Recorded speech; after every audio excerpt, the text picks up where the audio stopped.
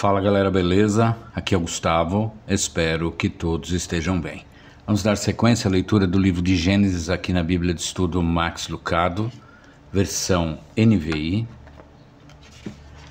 Hoje,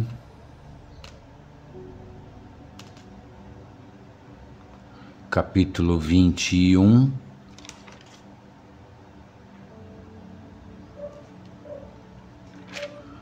capítulo 21, 22, 23 e a nota lateral que engloba todos esses capítulos que eu acabei de falar, do 21 ao 23.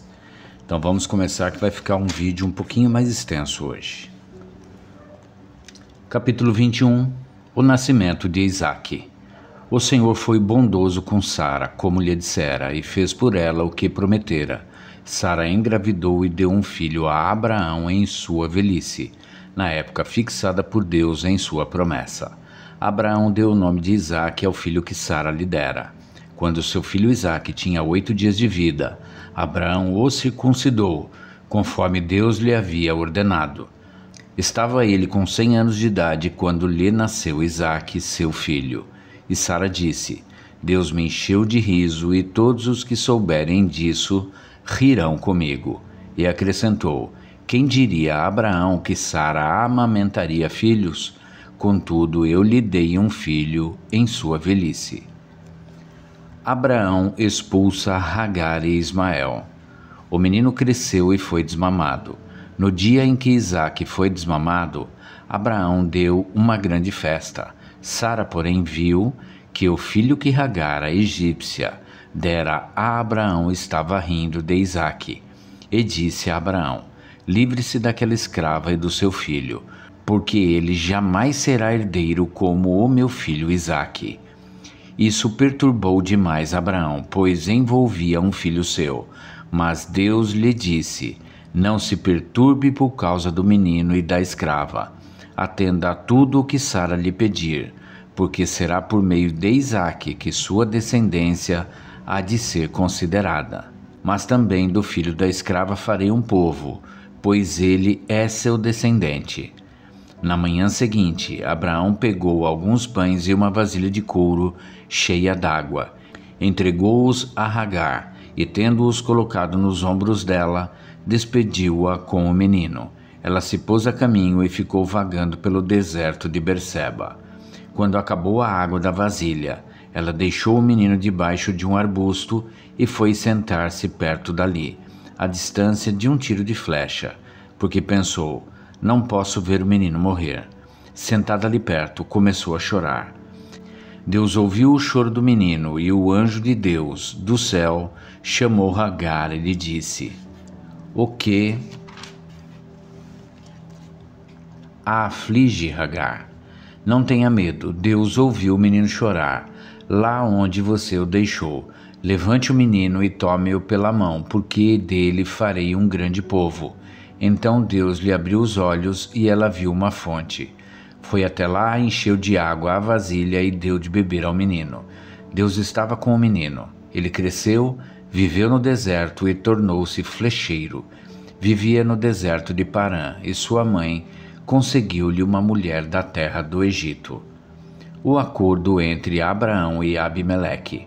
Naquela ocasião, Abimeleque, acompanhado de Ficol, comandante do seu exército, disse a Abraão: Deus está contigo em tudo o que fazes. Agora, jura-me diante de Deus que não vais enganar-me, nem a mim nem a meus filhos e descendentes. Trata a nação que te acolheu como estrangeiro com a mesma bondade com que te tratei. Respondeu Abraão: eu juro. Todavia Abraão reclamou com Abimeleque a respeito de um poço que os servos de Abimeleque lhe tinham tomado à força. Mas Abimeleque lhe respondeu: não sei quem fez isso. Nunca me disseste nada, e só fiquei sabendo disso hoje. Então Abraão trouxe ovelhas e bois, deu-os a Abimeleque, e os dois firmaram um acordo. Abraão separou 7 ovelhas do rebanho, pelo que Abimeleque lhe perguntou: que significa estas 7 ovelhas que separaste das demais? Ele respondeu: aceita estas 7 ovelhas das minhas mãos como testemunho de que eu cavei este poço. Por isso aquele lugar foi chamado Berseba, porque ali os dois fizeram um juramento. Firmado esse acordo em Berseba, Abimeleque e Ficol, comandante das suas tropas, voltaram para a terra dos filisteus. Abraão, por sua vez, plantou uma tamargueira em Berseba e ali invocou o nome do Senhor, o Deus eterno. E morou Abraão na terra dos filisteus por longo tempo.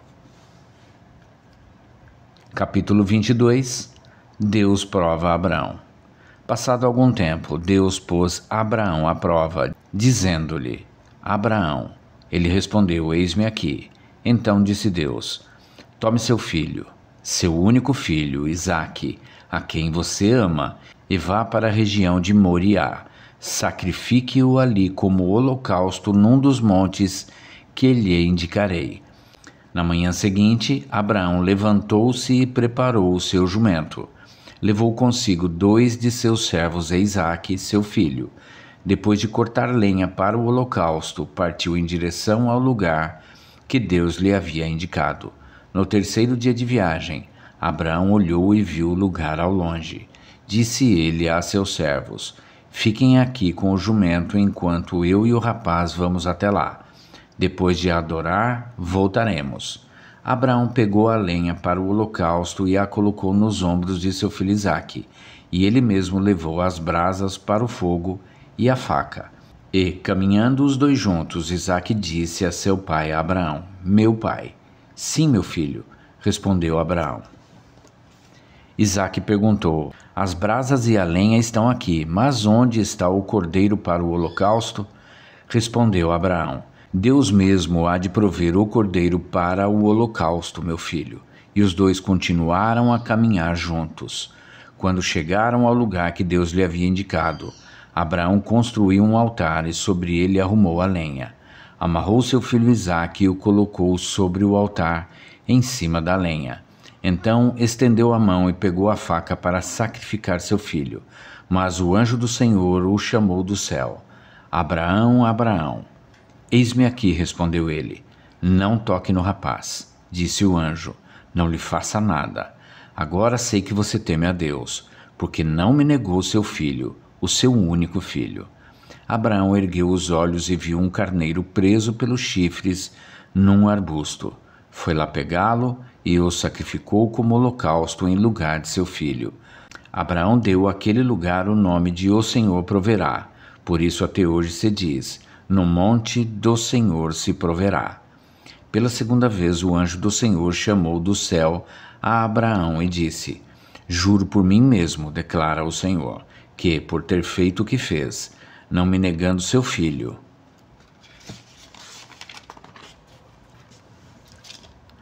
o seu único filho, esteja certo de que eu abençoarei e farei seus descendentes tão numerosos como as estrelas do céu e como a areia das praias do mar. Sua descendência conquistará as cidades dos que lhe forem inimigos e, por meio dela, todos os povos da terra serão abençoados, porque você me obedeceu. Então voltou Abraão a seus servos, e juntos partiram para Berseba, onde passou a viver. Os filhos de Naor. Passado algum tempo, disseram a Abraão que Milca dera filhos a seu irmão Naor. Uz, o mais velho, Buz, seu irmão, Quemuel, pai de Arã, Quésede, Razo, Pildas, Gidlafe e Betuel, pai de Rebeca. Estes foram os 8 filhos que Milca deu a Naor, irmão de Abraão. E sua concubina, chamada Reumá, teve os seguintes filhos: Tebá, Gaã, Taás e Maaca. Capítulo 23. A morte de Sara. Sara viveu 127 anos e morreu em Quiriate Arba, que é Hebrom, em Canaã, e Abraão foi lamentar e chorar por ela. Depois Abraão deixou ali o corpo de sua mulher e foi falar com os hititas: Sou apenas um estrangeiro entre vocês. Cedam-me alguma propriedade para a sepultura, para que eu tenha onde enterrar a minha mulher. Responderam os hititas a Abraão: Ouça-nos, Senhor. O Senhor é um príncipe de Deus em nosso meio. Enterre sua mulher numa de nossas sepulturas, na que lhe parecer melhor. Nenhum de nós recusará ceder-lhe sua sepultura para que enterre a sua mulher. Abraão levantou-se e curvou-se perante o povo daquela terra, os hititas, e disse-lhes: já que vocês me dão permissão para sepultar minha mulher, peço que intercedam por mim junto a Efron, filho de Zoar, a fim de que ele me ceda a caverna de Macpela, que lhe pertence e se encontra na divisa do seu campo. Peçam-lhe que a ceda a mim pelo preço justo, para que eu tenha uma propriedade para sepultura entre vocês.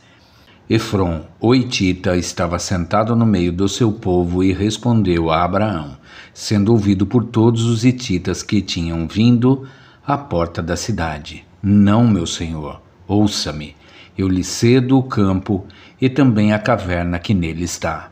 Cedo-os na presença do meu povo, sepulte a sua mulher.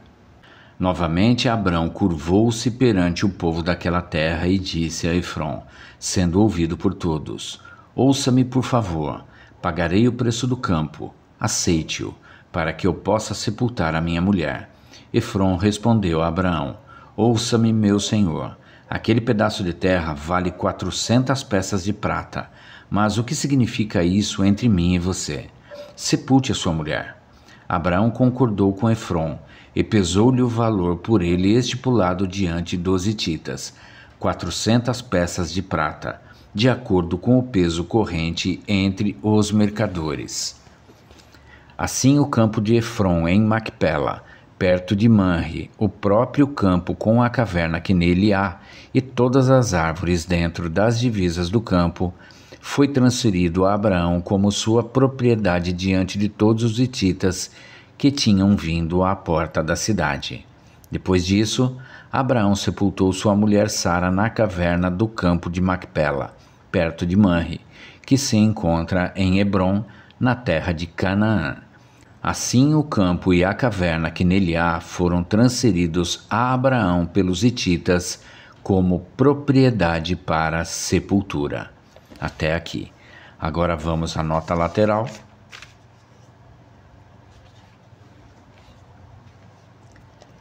Lições para a vida. Localize-se. Apesar de Sara ter duvidado, Deus demonstrou sua fidelidade concedendo-lhe um filho. Deus também cuidou de Hagar, depois que ela foi forçada a sair do acampamento de Abraão. Deus cumpriu suas promessas quando as condições pareciam desesperadoras. Observe, Deus cumprirá suas promessas, não importa quão difíceis sejam nossos problemas. Mesmo quando não sabemos como Deus agirá, devemos confiar que Ele cuida de nós. Medite. Da tragédia emerge o triunfo. Cada desastre se mostra uma vitória. Esse desenrolar dos eventos me faz lembrar da mula no poço. Uma mula tropeçou e caiu em uma cisterna. Os aldeões concluíram que o custo para retirá-la de lá era maior do que o valor do animal. Então decidiram enterrá-la. Todavia a mula tinha outra ideia. À medida que a terra caía sobre suas costas, ela a sacudia e a socava no chão. Cada pá de terra a erguia um pouco mais. Ela alcançou a boca do poço e saiu de lá. O que as pessoas acharam que seria sua morte, revelou-se sua salvação. Os homens que mataram Jesus agiram da mesma maneira. Suas ações elevaram Jesus. Todos, o bom e o mau, o decente e o maligno, trabalharam em equipe para o golpe de misericórdia de Jesus. Devemos surpreender-nos com isso? Ele não havia prometido que era isso que aconteceria? Sabemos que Deus age em todas as coisas para o bem daqueles que o amam, dos que foram chamados de acordo com o seu propósito. Romanos 8:28. Todas as coisas? Todas. Discípulos acovardados, um Judas traidor, um flanco aberto, fariseus pusilâmines, um alto sacerdote com coração de pedra. Em tudo isso, Deus trabalhava. Eu o desafio a encontrar um elemento da cruz que ele não empregasse ou reciclasse por simbolismo. Vamos lá, tente. Acho que você vai descobrir o que eu descobri. Cada momento sombrio foi, na verdade, um momento dourado para a causa de Jesus. Ele não pode fazer o mesmo para você? Trocar sua sexta-feira por um domingo? Alguns de vocês terão dúvidas. Como Deus poderia empregar o câncer, a morte ou o divórcio? Simples. Ele é mais esperto do que nós. Ele está para você como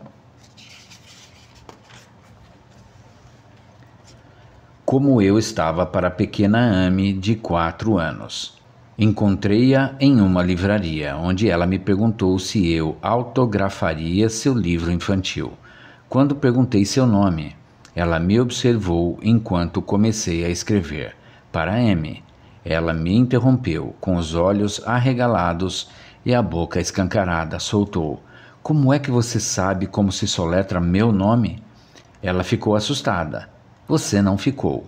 Você sabe a diferença entre o conhecimento de uma criancinha e o de um adulto? Consegue imaginar a diferença entre a sabedoria humana e a sabedoria de Deus? O que para nós parece impossível, para Ele é fácil como soletrar M. Aplique. Quando você houver cometido grandes erros e sua vida parecer próxima de um naufrágio, quem poderá ajudá-lo? Existe alguma promessa mais reconfortante que a de Deus? Quando se sentir ansioso hoje, pare. Ore. Deus, eu creio em tua fidelidade para mudar tanto minha atitude quanto minhas circunstâncias. Amém. E é isso, gente. Chegamos ao final do capítulo 23 do livro de Gênesis e amanhã a gente retorna para a sequência desta leitura. Espero que todos tenham uma excelente tarde e que Deus abençoe a vida de cada um de vocês.